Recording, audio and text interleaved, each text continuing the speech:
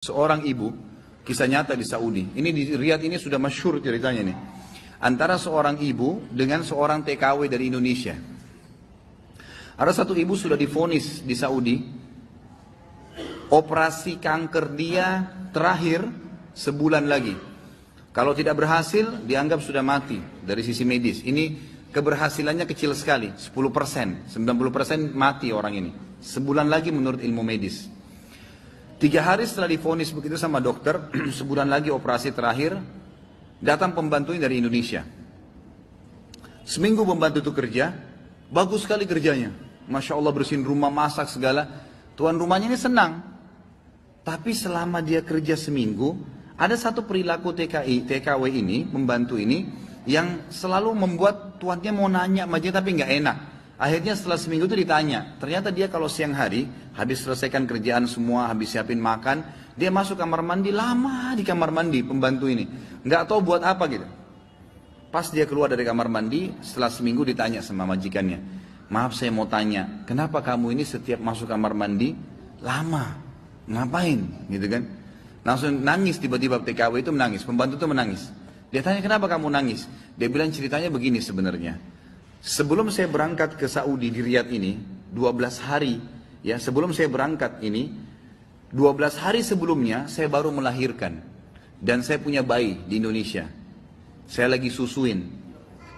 Nah saya tinggalkan karena keadaan ekonomi, terpaksa saya tinggalkan. Visa sudah keluar, saya melahirkan, saya berangkat. Nah saya masuk kamar mandi ini, saya keluarin air susu saya, karena kalau tidak payudara saya sakit. Coba. Kalau antum dengar keluhan seperti ini dari pegawai, dari staf, dari orang, apa yang antum lakukan?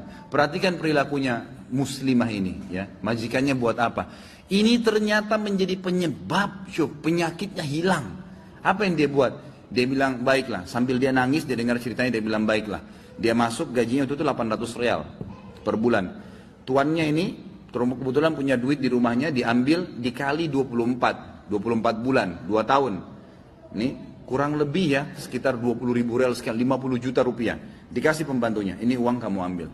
Besok saya belikan kamu tiket pulang ke Indonesia. Anggap kau sudah kerja 2 tahun. Pembantunya bilang, nggak apa-apa. Dia bilang, nggak apa-apa. Anak kau lebih penting daripada saya. Urus anakmu, nggak apa-apa. Terus ada pembantunya, baiklah kalau begitu terima kasih. Kata tuannya, kalau memang majikannya bilang, kalau seandainya 2 tahun kemudian habis nyusuin kamu terfikir kembali, ini nomor HP saya, dikasih, pulanglah. Pembantu kita sudah selesai nih, TKW sudah pulang Indonesia. Kita sekarang berhubungan dengan kisah ibu ini. Apa kata dia?